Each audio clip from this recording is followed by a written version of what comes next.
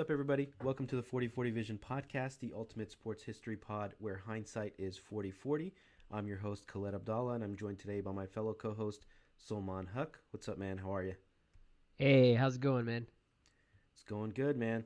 We're right in the middle of the NFL offseason, right before the NFL draft. And on today's topic, we're recording this podcast on Friday, March 10th.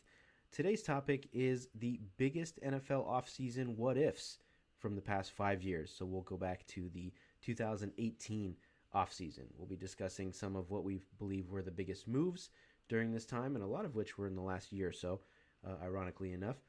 But we'll be discussing some of the biggest what-ifs, the impact of these moves, and what might have happened had they picked some of these players picked another team or had they been traded to another team.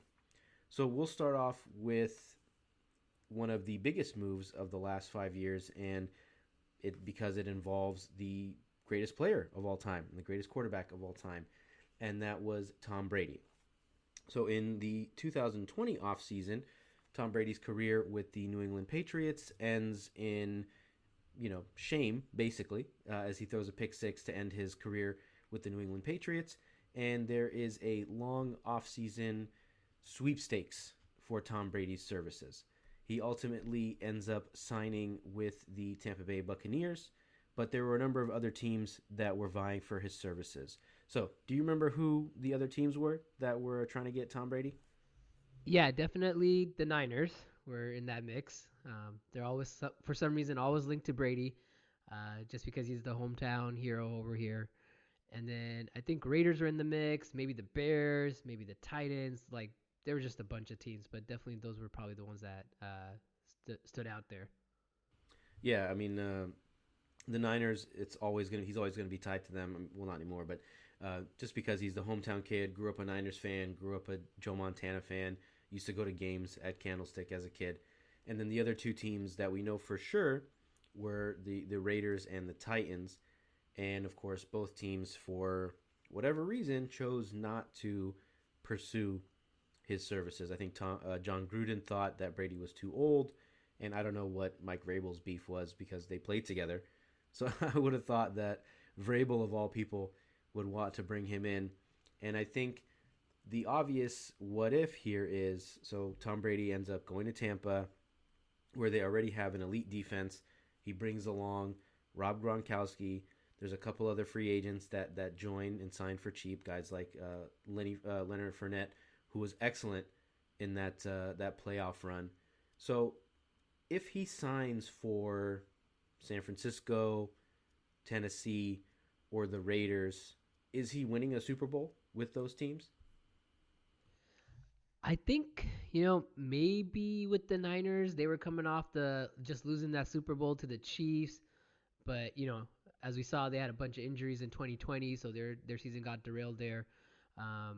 I think he had a better chance with probably the Titans because they had that offense and they had a pretty solid defense, and they were making some moves in 2020. So I thought if he was going to go anywhere, it would have been the Titans in terms of where he could have maybe contended a little bit more for a Super Bowl. Raiders maybe, but they were just starting to kind of rebuild up with Gruden. He had traded away all those guys, so I think Raiders would have been a little tougher. I think Niners would have been a little tougher for him given the injuries they had. And Brady didn't have too long of a window here, and he goes back to he just retires a few years later. So I think Titans might have made the most sense in terms of if he was to reach a Super Bowl in 2020, it might have been with the Titans, if not Tampa Bay, right? Which he did. Mm-hmm. Going into this, I thought it would have been the Niners, but I'd honestly forgotten about the injuries that they had, especially on defense. I think was it Nick Bosa and Eric Armstead missed Yeah, basically the entire Bosa like season. tore his ACL week 2. Armstead missed most of that season. I mean, all their cornerbacks were hurt. Like they're playing some guy off the practice squad at some point in the season. Like it was bad. It was a bad defensive season for them. So Mm-hmm. So Debo was hurt. A lot of maybe guys were hurt. so maybe they don't win the Super Bowl in 2021, but they win the Super Bowl in 22. How about that? Maybe it's possible. It's possible. But I just don't know if Brady's level of play in 2022 would have taken him there. That's the thing. Like we Yeah. saw a pretty sharp decline from Brady in 2022. So I mean, if you're saying in in that 2020 season who goes to the Super Bowl. I think he has a better chance there with the Titans. Um, but again, it's possible Brady doesn't win a Super Bowl if he never signs with Tampa, right? Hmm. But I think if he does sign with the Niners, so he has that 3 year window, I do think one of those seasons, you guys are definitely winning the Super Bowl. Those of you guys that don't know, Salman is a huge Niners fan. So that first season, I mean, they have all those injuries. They don't do much. The next season, they lose. Was it the NFC Championship game Yep, to the to the Rams? Rams. Yep, And then last season, of course, another NFC Championship loss. championship. This time to the Eagles. So I think if you essentially swap Jimmy G 2 years ago and Brock Purdy this year for Tom Brady, I think one of those seasons you're winning the Super Bowl. I would definitely say it's more likely in that maybe he beats the Rams in the NFC Championship game. We're going to that Super Bowl. We win that one. I would say it's less likely in this past season where we lost to the Eagles, but he could probably still have taken us to the Super Bowl because he probably doesn't get hurt like Purdy does, but his play this year was just awful for the most part, and he looked pretty pedestrian. So Hmm. I would say yeah, definitely yeah. I think yeah, maybe he brings the Niners a Super Bowl in that 2022 Super Bowl, and you know where and Brady's just his legacy is just gone from it's already super high to like way up here because he's now brought a title to his hometown team. Yeah, exactly. And I think the Raiders conversation, they probably are a better team with him, but I don't think they ever had the defense over those years to be a true Super Bowl team. Even though I'm sure he would have convinced some of his buddies, and there would be some ring chasers that came to Las Vegas, but I don't think he can't play defense, so I don't think he would have elevated them. Tennessee's the interesting case, but I think what's really interesting about this what if is that one season they did end up winning the Super Bowl. There was two quarterbacks whose legacies he directly impacted, and that was Drew Brees and Aaron Rodgers. So he of course goes into New Orleans. They beat Drew Brees and the Saints, and then he goes into Green Bay the next week in the NFC Championship and beats Aaron Rodgers there. And then the Super Bowl was kind of a laugher, right? Because at this point the Chiefs didn't have an offensive line; they were playing third, fourth string guys. So I think it's fair to say that either of those other NFC teams, the Saints or the Packers, would have beat the Chiefs in the Super Bowl because of that huge deficiency on the offensive line. So that's the real interesting what if to me is Drew Brees or Aaron Rodgers would have got their second Super Bowl. So what do you think about that? Yeah, no, I definitely agree because I think the Packers were rolling in 2020 and the Saints were too, and that's kind of Drew Brees had a last hurrah there. So I think yeah, you definitely could have seen one of those two teams win the Super Bowl if Brady wasn't there out in Tampa Bay. Cool, cool, cool. All right, so next up, you have your own what if. So why don't you go ahead and talk us through this one? Yeah, so let's look at back in the 2018 offseason where Kirk Cousins signs with the Minnesota Vikings. I think this is a sneaky kind of what if because there are a lot of teams that could have used Cousins' services. I just looking back, right? Maybe at that time it's not so obvious, but there were a lot of teams that probably could should have signed Kirk Cousins instead of going with their current quarterback. And kind of one of the more interesting ones to me was what if Kirk Cousins actually signs with the Arizona Cardinals? And that has a lot of ripple effects. As you know, the Cardinals draft Josh Rosen and they sign Sam Bradford that offseason. They go 3-13. They get the number one pick, which they used to select Kyler Murray. So if Kirk Cousins signs there, we're living in a world where Kyler Murray is not a Cardinal. And I don't know if you have any thoughts on that, where he would have ended up. But I think maybe the Giants is a team that could have taken him. But I don't know. You tell me. Is there other teams you would have thought Kyler Murray might have ended up on with this what if happening? Hmm. I think could he have ended up on the Niners? Yeah, maybe possible. But I think they were so locked into Bosa that they didn't even like think about it.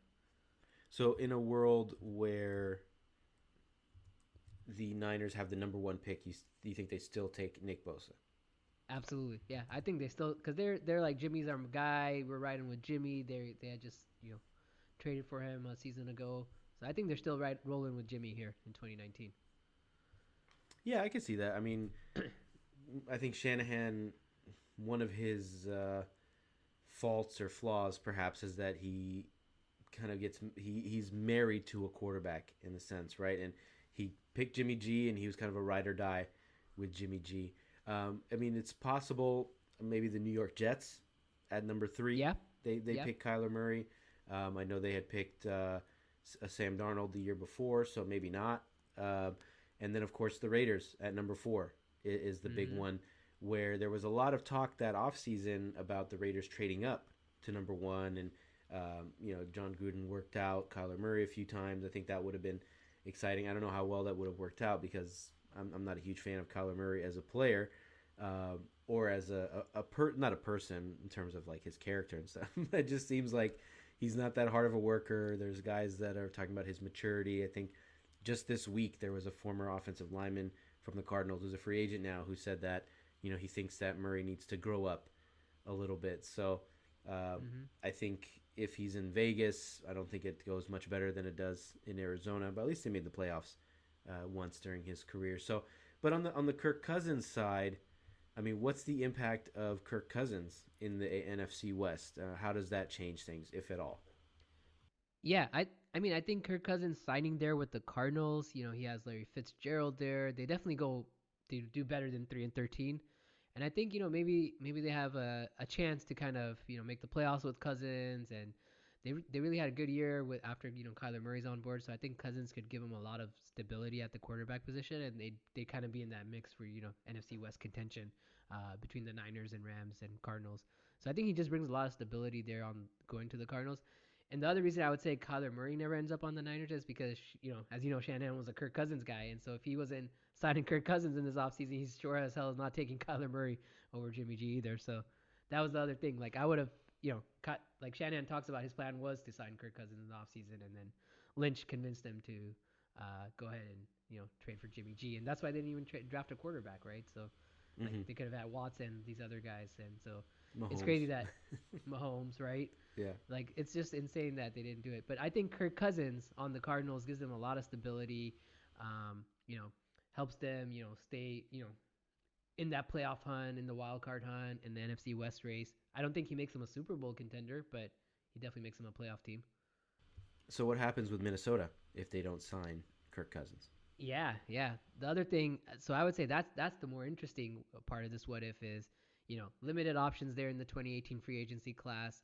The Vikings, they could have gone into that draft and taken Lamar Jackson, right? Who went with pick 32, and the Vikings were picking at 30. So that I think that could you could have seen a scenario where the Vikings draft Lamar Jackson, and Lamar Jackson's a Minnesota Viking, which would be pretty scary. And the Vikings were doing pretty well with Cousins. Imagine them with Lamar Jackson. I think that would be amazing. I mean, you talk about a guy with his skill set and his speed, and then you put him, essentially on a track because he'll be playing indoors for the most part in Minnesota. Mm-hmm. He's not playing in the cold nearly as much. I mean, he still has to go to Chicago and Green Bay, but he's shown that he can handle that without any issues. So obviously he's a better quarterback than Kirk Cousins. So I think he maybe makes Minnesota a legitimate Super Bowl contender. Yeah, I agree. They've had an up and down defense. They had a pretty good defense with actually a really good defense with Mike Zimmer. They didn't have a good defense this year, but he would have had a true number one receiver. In this world, if they had Stephon Diggs early on, or if they have, if we continue on in that's the situation, they end up with Justin Jefferson. These are two guys that are like head and shoulders above anybody that Lamar has ever played with in Yep. Baltimore. So I think that's a really cool what if. I mean, he looks good in purple. It'd just be maybe a little lighter shade of purple. I mean, Well, that would even be a lot Adam of fun. Thielen is a better wide receiver than anyone Lamar Jackson's ever had. So he'd have two legit wide There you receivers go. that better than anyone he's ever had on the Ravens. So Yeah, honestly, I didn't even think of Adam Thielen, but for sure, he's better than Hollywood Brown. He's better than who else did he throw the ball to this year? Rashad Bateman. Rashad Bateman. Yeah, I mean, Uh, you can't even name the receivers Lamar Jackson's played with. It's that bad. it's a long list of guys that, I mean, to their credit, they've tried. They've used first round picks or early picks on guys, and it hasn't worked out. But Yep. yeah, I think the ultimate what if, and basically I think the clear path here essentially is the Cardinals become more stable. They have a better quarterback than obviously Josh Rosen. They don't end up with Kyler Murray. Kyler Murray ends up maybe either Las Vegas. Definitely not the Jets. I don't think they would have gave up on Darnold that easy. Maybe the New Yeah. York Giants. Yeah, there you go. And then, of course, perhaps Lamar Jackson ends up wearing another shade of purple and he balls out in Minnesota and all that. So that's a cool one. I like that one a Yep. lot. So we'll go on to the to this next one, and that is a fairly controversial one, of course, involving a very controversial player who I personally don't think should be in the NFL anymore. But anyway, that is Deshaun Watson. So last offseason, after serving not even really a suspension, he was just kind of away from the team because he was still getting paid, but it was a sabbatical, we'll call that, because he was still getting his salary. But Deshaun Watson, there's a lengthy courting process, just like with Tom Brady, except there's some draft capital that has to be traded, and he eventually picks because he does have the no trade clause, so he can choose where he wants to go. He ends up getting traded to the Cleveland Browns, and if you believe what Deshaun Watson says, which I don't, he said he wanted to go to the Browns because of for football reasons, essentially, and not because Okay. of the $230 million guaranteed Yeah. that they I mean, gave the him. only So only team dumb enough to guarantee him is basically his entire contract, right? exactly, exactly. So the Browns end up trading 6 draft picks, including 3 first rounders, for Deshaun Watson, and then of course give him the 5-year deal worth a fully guaranteed $230 million. And I think maybe the big what if here is what if he ends up going to the Falcons instead of the Yeah. Browns?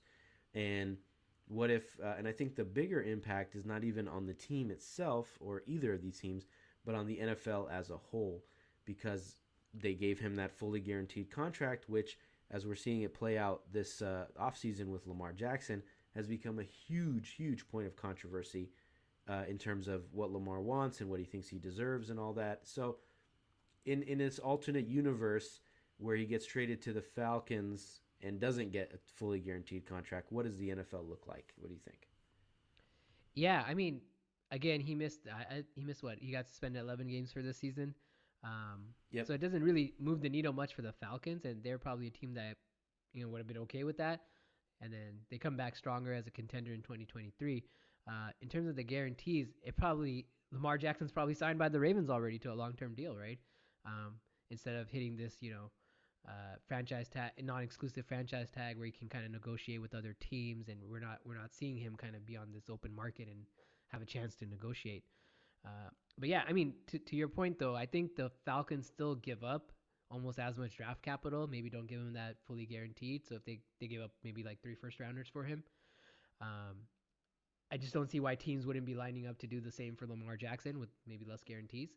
Uh, but I think the impact here is definitely the Ravens would have signed Lamar Jackson already to a contract, and Lamar's not waiting for 200 million guaranteed right now. Yeah, and I think Lamar could end up. I mean, the Jets are one of the favorites. There's a number of other teams that reportedly are vying for his services. There's all kinds of crazy things happening, and it's all basically a consequence of this insane contract that Deshaun Watson got. I think for the Falcons specifically, I don't think anything really changes in their season because they what started Marcus Mariota for most of the early season. They were okay, and then started Desmond Ritter and tanked essentially the last few games of the season. And the funniest thing to me about all this is just how awful Deshaun Watson looked last season. Oh, I he looks so bad. Yeah, I kind of gave him a pass during the preseason. I was like, all right, maybe he's just shaking off the rust and all that. But I think the last few weeks of the season, I'm sure he won a couple games, but he just looked awful. And I mean, do you think that they already regret giving him this contract, or are they just going to say, all right, last year's a wash, and we'll see how it goes in 2023? What do you think? Yeah, I don't think they regret it just yet, but let's say 2023 kind of plays out to how he was playing in the last 5 games of 2022, and the Browns are gonna be like, damn, what did we do? I mean, they basically mortgaged their entire future here. I don't know why the Browns weren't a Super Bowl contender uh, before Deshaun Watson. They're not a Super Bowl contender with Deshaun Watson. So it just didn't make sense why they kind of went all in here on him and gave him this massive contract. But I think definitely we're going to be talking about this in 2024 and the Browns kind of regretting this decision to pay him that much Yeah. guaranteed. hmm I think in a vacuum, like the move makes sense, right? If you remove the controversy, whatever, the fact that you're able to go out and trade for a guy that the year before or a couple years before you could make a case was a top 5 quarterback in the NFL, right? Those guys don't become available, especially in a trade. Maybe in free agency late in their careers. We saw obviously Tom Brady move. Aaron Rodgers is getting ready to get traded. So it happens kind of once in a blue moon. So in a vacuum, the move makes sense. But of course, you take into account all the controversy, everything that came along with it, and then the fact that he just looked awful last year. And I think you're right. There's a very, very real possibility that the Browns are regretting their decision, and it's fine with me. I wish they never have any success anymore while this guy's on the team and while they're still owned by this ownership group that completely overlooked the insane things that he did off the field and not just rewarded him for it, but gave him a historically unprecedented contract. And I think they sold their souls essentially for that. So, Yep. All right. So we got another what if involving another quarterback. Why don't you talk us through this one? Yeah, so let's take a look at this one that happened in 2020 where Matt Stafford gets traded to the Rams. I know there were a couple of teams in the mix here for Matt Stafford. Obviously the Rams were one, the Niners were another. I think maybe the Colts were in there. I don't know if there's other teams that you remember off the top of your head who were in the mix there for Stafford. I sure do, and I in my notes here I've got their offers as well. So, the Carolina Panthers offered the number 8 pick and another pick. The Washington, I think they were still the Washington football team at this point, offered the number 19 pick and a third rounder. Indianapolis never offered their first round pick, which is kind of funny considering I think they signed, was it Phil Rivers in this offseason and then went Carson Wentz. So maybe if they got Matt Stafford, maybe they're a Super Bowl contender. The Niners talked about it, didn't make an official offer. Denver had a really soft offer. The Patriots also had a really soft offer. And then the Bears and the Jets checked in with the Lions. But I think for the Bears, it was pretty obvious, like they're not going to trade the guy within the division. And the Jets, for whatever reason, didn't make an offer. Maybe they were low on Stafford, which is funny considering that they're probably willing to pay quite a bit for Aaron Rodgers a couple years later. So those were the teams. But obviously he ends up on the Rams, so go on. Yeah. I mean, I think obviously, if he lands anywhere else, I mean, outside of maybe if he ends up on the Niners, maybe, right, maybe he wins the Super Bowl there. But I think these other teams, let's say Carolina or Washington, I don't think he really makes them Super Bowl contenders as there are just too many pieces there. So I think, and then look at what happens to the Rams. Like Rams, are they going? They're going in again with Goff. I mean, Goff had a pretty decent season for the Lions that year, but again, they're just kind of maybe a playoff contender, but not really a Super Bowl contender. So I think for the Rams, it was a great move. But they kind of mortgaged the future a little bit for Stafford, right? And we saw that in 2022, where they don't even make the playoffs. They're a pretty bad team. Um, so I think if Stafford ends up, I would say the team I would think that makes the most sense for him if he was trying to get a Super Bowl there might have been either the Niners or the Colts. Though I don't know how the Niners would have made it work with Stafford. Obviously, they'd have to move on from Jimmy. I think, and then maybe they don't go up and trade for Trey Lance. That's another part of this, right? They trade all those first round picks for Trey Lance, and it hasn't really panned out yet. So maybe they trade two of those first round picks, get Matt Stafford, win a Super Bowl, and call it a day here, like the Rams did. I think the Niners is the clear one in this for the same reasons that Tom Brady wins the Super Bowl in Tampa and probably wins at least one Super Bowl with the Niners. Probably the year that the Rams won. So you swap these guys. You put you put Stafford on the Niners. They're probably not playing the Rams in the NFC Championship. They're probably playing Tampa Bay because the Rams beat Tampa Bay. So that would have been a fun one. And then you end up with a situation where, like you said, you're not trading for Trey Lance. You're getting to keep some of those picks that they had to give up in order to get Trey Lance.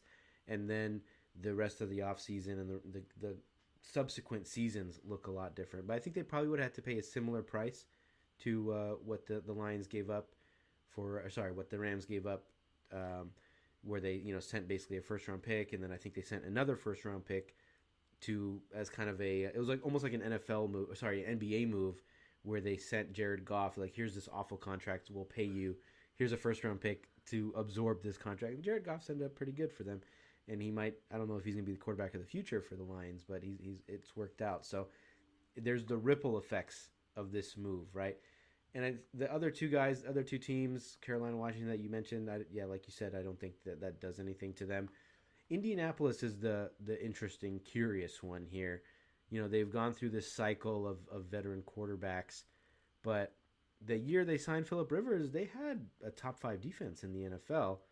So it does replacing Rivers with Stafford. Does that really make them a Super Bowl contender?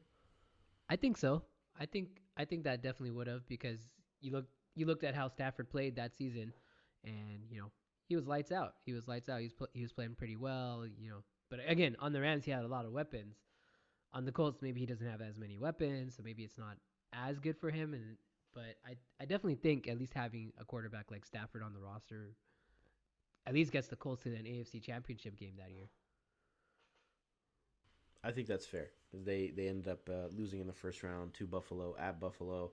They probably win the division if they have Stafford instead of Rivers. So, and then for the Rams, you kind of mentioned it in passing that they likely end up with Jared Goff. Were there any other options that offseason that you recall? I don't. I don't recall anything off the top of my head. Was there one on your mind that you thought might make sense if they didn't go Stafford? That was actually it was a pretty weak offseason when it came to quarterbacks. So I don't think if they don't go out and get Stafford, the cupboard was pretty bare. There wasn't many options. The guys that moved that summer were like Jacoby Brissett signed with Miami. I think Gino stayed with Seattle. So none of those guys really moved the needle, and it was I don't think there was anybody really in the draft that they could have targeted with their pick, especially as they were picking a little later in the draft. So I don't see it changing anything in terms of that. I don't think they're able to get really a quarterback that does what Jared Goff or Matt Stafford could do at that point, because I think you'd still rather, despite his deficiencies, you'd still rather have Jared Goff Exactly. over some of those other names that we mentioned. So Yep. basically, they took the only option they had, Yeah, and that and was it worked out for them. get Matt Stafford, and it worked Yeah. out for them. Yeah. All right. So our next big what if was also the last offseason, and that was when Russell Wilson was traded from Seattle to the Denver Broncos. So on March 16th, 2022, the Seahawks traded Russell Wilson and a fourth round pick. It's important to mention that fourth rounder to the Denver Broncos in exchange for two first round picks, two second round picks, a fifth round pick, Drew Lock, Shelby Harris, and Noah Fant.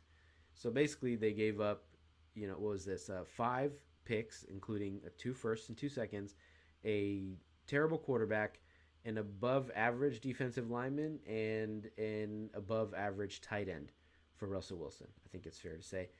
And that move has obviously not worked out so far for the Denver Broncos. They turned around and gave him a gigantic $200+ million contract.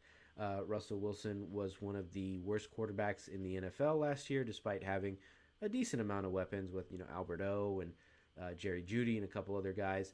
And the Broncos, I guess it may have worked out for them because they ended up getting Sean Payton this year or this offseason. So we'll see what happens moving forward. But I think the big what if is I don't know how many teams were in the mix for Russell Wilson. I heard the Raiders were, but that was unfounded. But I think the big what if is what if they were able to land Aaron Rodgers, which was plan A for them from the start. So we can unpack this slowly, but Russell Wilson and that trade, obviously, what do you think is the immediate impact of that deal? Yeah, I mean the Broncos definitely gave up a lot for Russell Wilson in that offseason, and I think they were thinking, oh, we have a defense, pretty top 10 worthy defense. So kind of the only piece we're really missing is a quarterback, right? They had weapons. They had, Cam Sutton, Jerry Jeudy, Albert O, like you said. They got the running game. So I thought they thought they were a quarterback away from, winning a Super Bowl here, and they thought Russell Wilson was the answer, but clearly he was not. He was not. I don't know how much of that is Russell Wilson's on the decline versus how bad of a coach Nathaniel Hackett was. Um, I thought when they made the Wilson trade initially in the offseason, I was like, oh man, Denver kind of jumped their way into Super Bowl contention here too, because we thought we were getting 2013 Russell Wilson, who was just balling out, and we did not get that. And we thought the year before was just an anomaly for Russell Wilson. Um, but it turns out Wilson is on a steep decline, and like you said, right? Maybe if the Broncos just wait another year, maybe they're getting Aaron Rodgers, and how is that looking for them with Sean Payton and Aaron Rodgers? I mean, that could be a completely different world we're living in right now with Rodgers in the mix for the Hmm. Broncos. But yeah, it's just hard to predict like how bad Russell Wilson was going to be, and I guess nobody saw this coming, right? I mean, maybe Seattle saw it coming. That's why they went with Geno Smith. Yeah, I was gonna say maybe it was Seattle because they saw the writing on the wall and they decided let's cut bait on this guy. And there was a lot of stuff that came out after the season about some like super diva tendencies where he like had Own office his on the own coach's office, floor. his own trainer. Yeah, like stuff where Denver really like rolled out the red carpet for this guy, and it created this situation where if you're playing well, sure, that's great. If you're Tom Brady, you can do whatever you want. You can have your own trainer. You can have whatever pull that you want.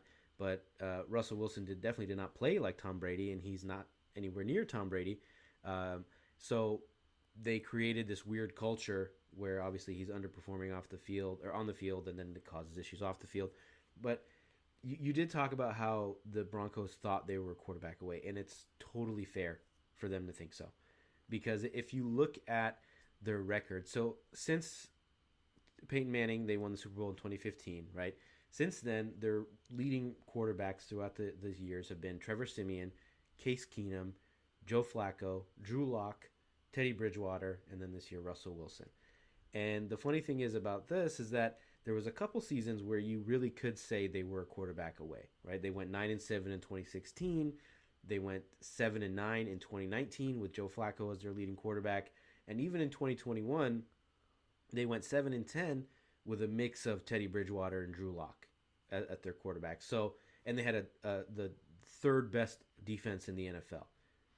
So, logically, it makes sense. You're like, all right, Russell Wilson, he's anywhere between I don't know, like a top. I don't know. I don't think he was ever top five. Maybe he was a top Maybe five at some quarterback, point. Yeah. but he's like anywhere between like 8 to Right. Yep. 12.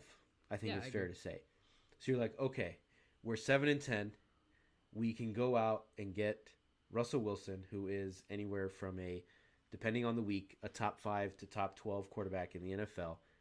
So it would logically be like, yeah, all right, we're going to be great this year. Then obviously it exploded in their face, didn't work out for them in really like hilarious fashion. And I think it was at week 1 where they ended up losing in Seattle in comical fashion with Nathaniel Hackett. And you brought up that point about maybe it was Nathaniel Hackett's fault and he was such an awful coach, but there was definitely a lot of blame to go Absolutely. around Yep. with Russell Wilson. He didn't look the part. He was slower than he's ever looked, and there was all the memes the year before about let Russ cook, and then they let Russ cook, and in 15 games he was at 60% completion percentage, which is the low for his career.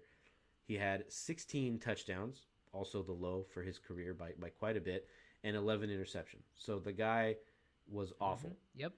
And there's no, it looked like he's done. Like you said, he's on a steep decline. We'll see what happens with Sean Payton. He's, famous for rebuilding Drew Brees' career, and there's the obvious similarities with Brees and Wilson in terms of their height and stature and all that.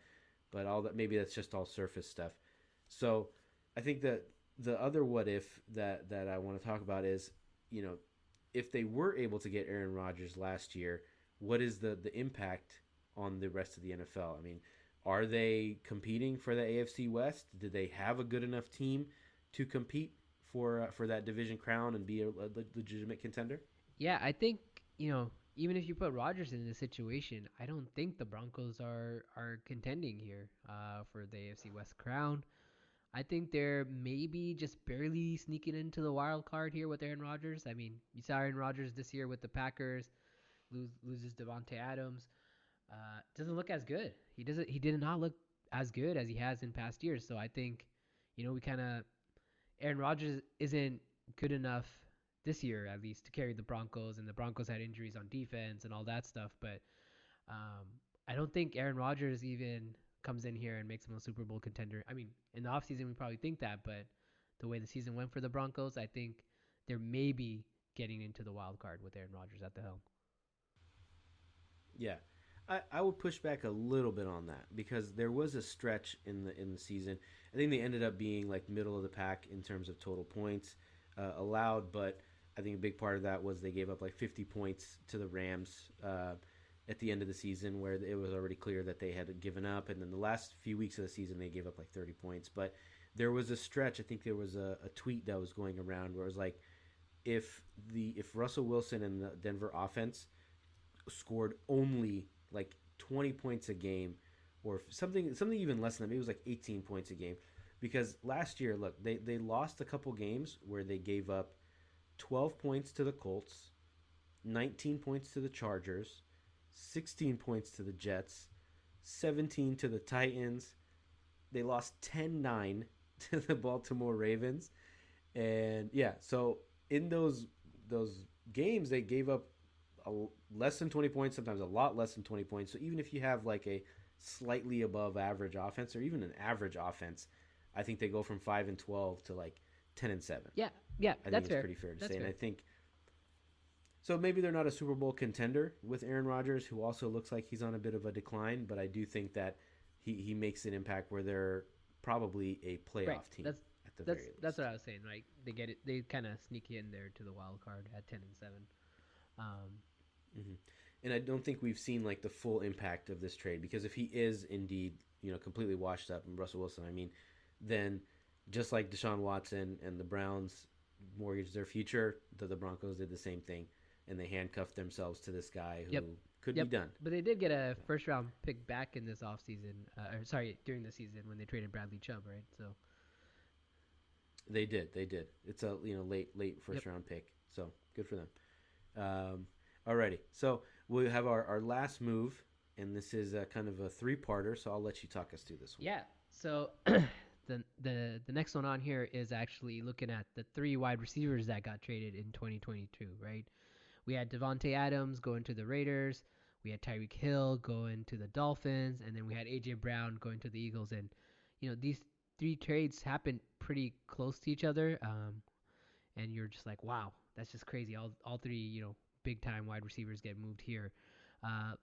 Adams, he gets moved to the Raiders for a 2022 first rounder and a second round pick. And then Tyreek Hill, he goes to the Dolphins for a 2022 first round pick, a 2022 second round pick, two fourth round picks, and a 2023 sixth rounder.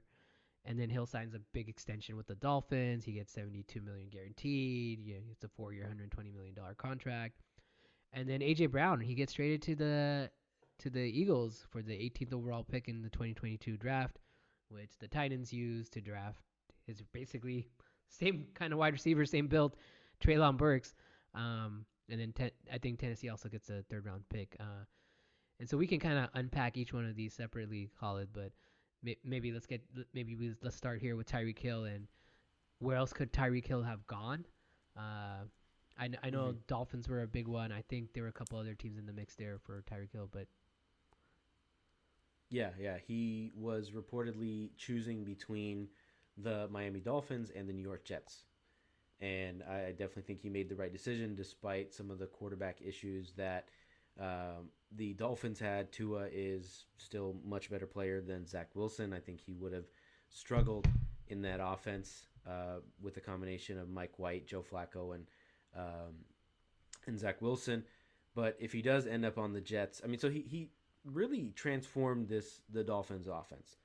He showed his worth. He showed that he's a game changing, game breaking type player that can turn your offense from middle of the pack to one of the best in the NFL. And him and Jalen Waddle are like an incredible duo. They're terrifying to play against.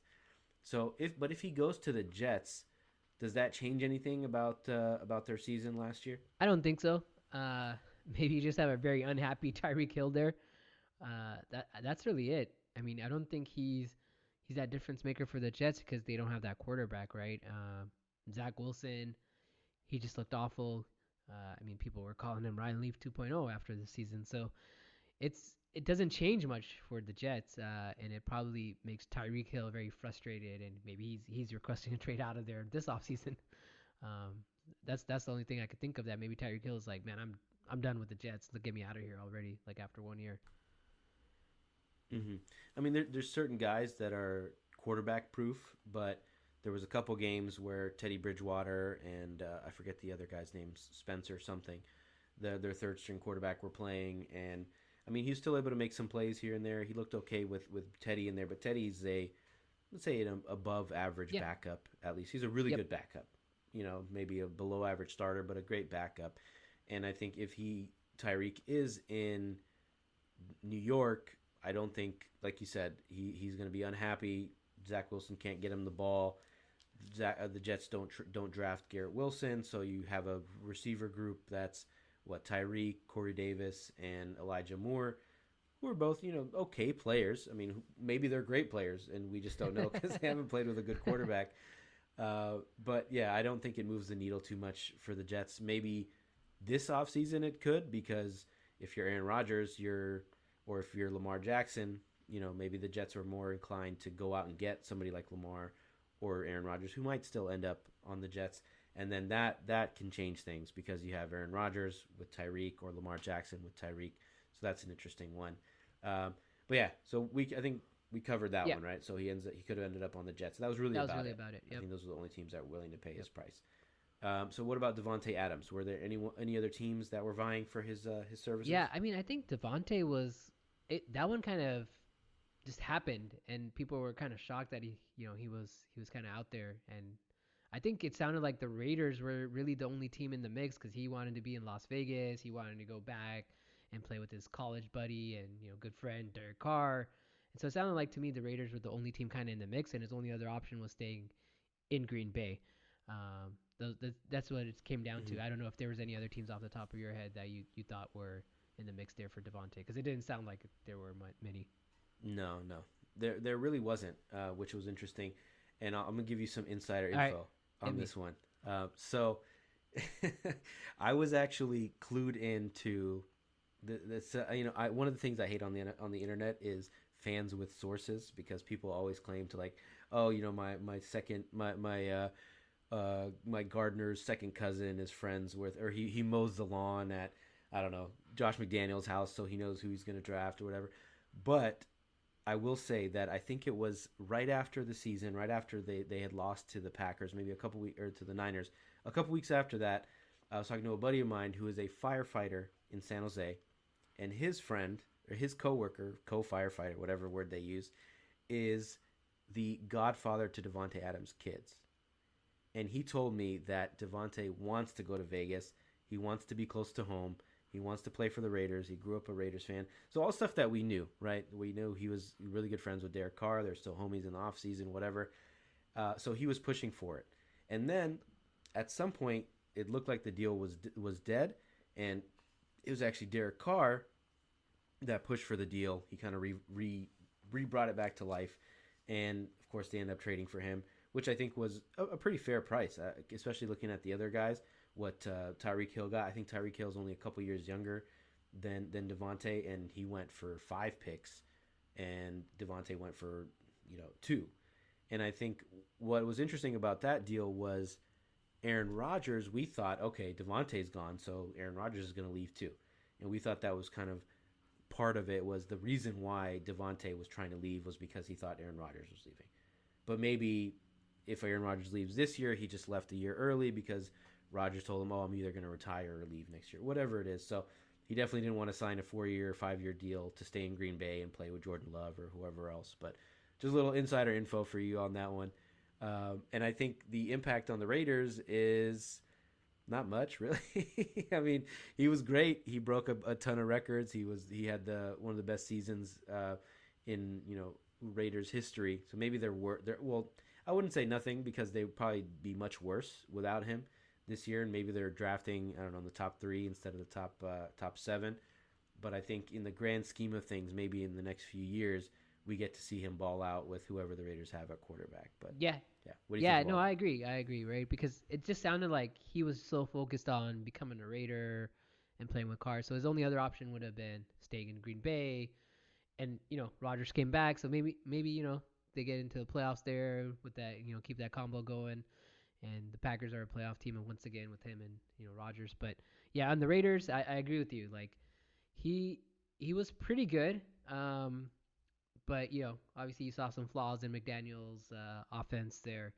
But then there was times where I'm sure as a Raider fan you were like, why can't they get Dante the ball? Like why can't we get Devontae the ball? Like what's going on here, right? Why can't we do that? Um, but it did. End of the day, Raiders didn't make the playoffs. They get rid of Carr. Like I don't think not having Devontae Adams changes any of that. And maybe Devontae Adams now this year is trying to get traded out of Green Bay. That's the only other thing. It's like if not last year, then probably this year he's asking for that trade. Yeah, maybe they get like one last ride, him and Rogers, and then they both move on this offseason. Exactly. I think what I'm excited for is just, what happens the next few years because he's still only 30 years old. So whoever the Raiders have at quarterback this year and beyond, it's going to make their lives obviously a ton easier because he's on that Exactly. team. So then the last move is A.J. Brown, who is, the youngest of the group and ended up being the cheapest of the group in terms of draft capital. So talk us through that move. Yeah, I mean, I think there was talks. Tennessee was trying to get him to an extension, and then for whatever reason, Tennessee pivoted and was like, you know what, we can just draft your replacement, and we're gonna trade you to the Eagles. So I think obviously it worked out for the Eagles. They had a great season with Hurts and Brown, and what a team that was. And I think AJ Brown just really helped elevate Jalen Hurts, right? I think Jalen Hurts had a great season, but then he finally got wide receiver one that was dependable and not injury prone as much as let's say Devontae Smith that was on the team, and so he has two good receiving options there. He has the tight ends, he has weapons. So I think you don't see that this Jalen Hurts season without AJ Brown on the Eagles. Um, Maybe we see something close, but not as good as he was this year. And then on the flip side, I think AJ Brown's only option was he signs an extension with Tennessee, and he just loses a year wasting away in Tennessee with Ryan Tannehill getting hurt and then Malik Willis jumping in. But I don't like AJ Brown still kind of has a pretty decent season even with those factors in Tennessee. So I think again, there was really no other options there on the table for trading AJ Brown. I think the Eagles were like, okay, we'll do it. We'll pay AJ Brown the money. We'll do it. Mm-hmm. We'll give you this pick. And I think that was the biggest thing, right? Tennessee wanted a first round pick for him.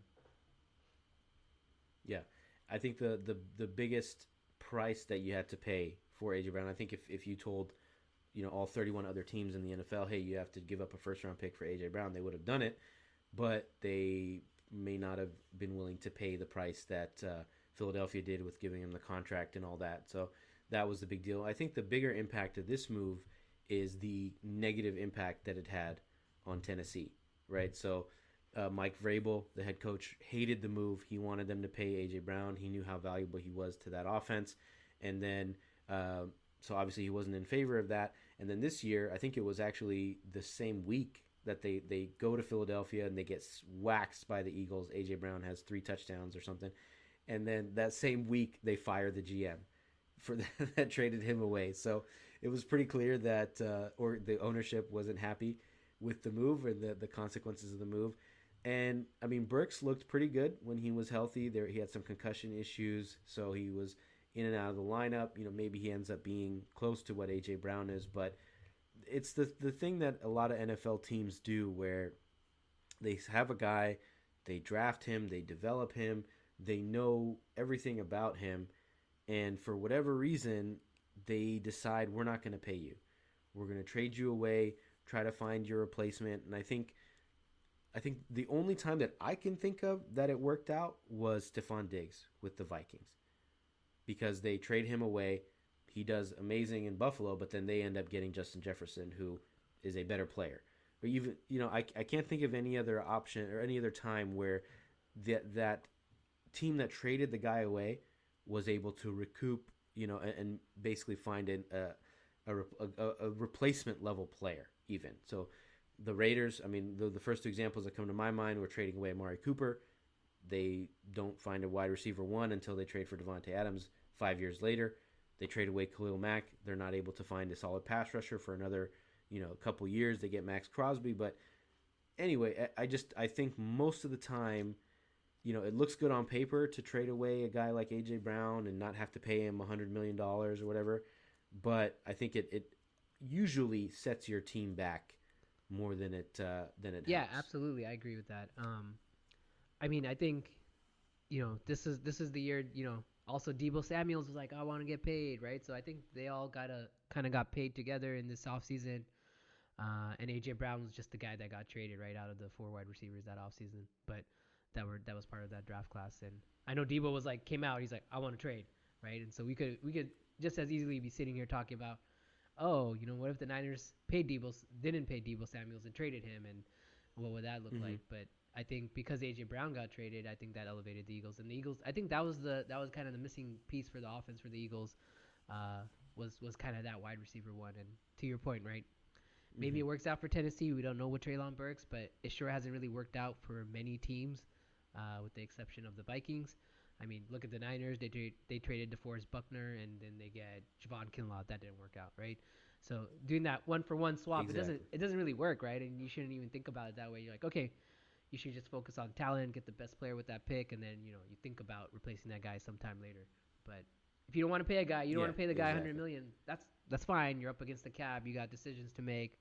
That's fine. But then don't use that same pick you traded away, traded for that guy, and then use it to draft his replacement. 95% of the time, it's probably not working out, right? Yeah, maybe that's worth a podcast episode to see if there are any positive, outcomes for the team that traded away the star. But it's funny that all four of those wide receivers, it all kind of worked out for them in a good. I mean, the moves worked out. There was a lot of skepticism, I think, that off season about trading for a wide receiver doesn't usually work out because whatever reason. But I mean, Tyreek Hill, like we said, transformed the Miami Dolphins offense. They make the playoffs despite the quarterback issues, and they have him for the next 5 years. The Raiders didn't work out for them on the for from a team success point, but he had one of the best seasons in team history for a wide receiver, and he gives them the wide receiver one in the NFL for the next few years. And then for the Eagles, obviously it worked out for them. They made the Super Bowl. AJ Brown was incredible. And then for the Niners, they didn't trade away Debo Samuel. They didn't send him to the Jets like we thought they would, and it worked out for them. They were in the NFC Championship game and possibly could have made the Super Bowl if they had a healthy quarterback. And Debo, despite missing some games late in the season, was still a great player Yep, for the exactly. Niners. So, you know, it It worked worked out. out. If you have talent, keep your talent. If you want to get talent, go out and get the talent. You can worry about the price later and the bill later when it comes. Exactly. So that's it for our list. We did a top five, or was it top Top six. six I mean, off season yeah. moves, some what ifs. Well, I guess If eight you if you include all, yeah, because yeah, these are all yeah, yeah. three, but we cheated and we lumped them all in together. Are there any honorable mentions that you have from the last 5 years that you think are worthy of discussion? Yeah, one for me that came top of mind was D Ford being traded to the Niners. I thought that was a big impact the year that happened. They had D Ford, they had Nick Bosa, and they just become this, nasty team with this, two outside edge rushers. But then D Ford after that never really plays a game that matters, and so I thought that was a kind of a one at least worth mentioning. Um, there's a bunch of offseason moves that happen, and then when you look at it at that time, you're like, oh wow, this is a big one, and then down the road you're like, actually, it wasn't that big. Like Le'Veon Bell signing with the Jets or Allen Robinson signing with the Bears. At that time, you're like, oh wow, that's a big move. But then 5 years, 6 years later, you're like, oh, actually, that move didn't mean anything. So there's moves like that. Yeah, yeah, that's a very typical thing in the NFL. It's so crazy how we can make a huge deal about these signings and these trades, and then they end up kind of falling flat. Allen Robinson, you mentioned him. We can mention him twice because last year, if you remember, he signed with the Rams, and it was all the talk of, oh wow, they actually have a great receiver group now with Cup and Robinson, and maybe they bring OBJ back, and then of course, Allen Robinson flamed out. They don't bring LBJ back. There's a couple other ones. Stephon Gilmore going to the Colts. I think it ultimately the team wasn't good enough for it to make a big difference. Le'Veon Bell, you mentioned him going to the Jets. he flamed out, didn't do much there. And the other one you mentioned was Trey Flowers signing with the Lions from the Patriots. Again, it's hard to see like the larger impact of these, especially the defensive signings, if they're not able to lead to team success. He was fine with the Lions, which was good. Stephon Gilmore was obviously really good with the Colts, made some big plays for them, but ultimately the team didn't go anywhere. So where would they have been without signing them? Probably the same place. Exactly. Yep. Exactly. Yeah. All right. So that's it for our show today. Thank you everyone for tuning in. We appreciate you guys. Make sure to follow, like, and subscribe to our podcast everywhere you get your podcasts. Make sure to leave us a review, 5 stars if you can. Also, make sure to follow us on Instagram and Twitter at 4040 Vision Pod. Let us know what you think, and let us know if we missed any big offseason moves from the last 5 years, and let us know what you thought of the What-Ifs. So thanks, everyone. Appreciate it. Later.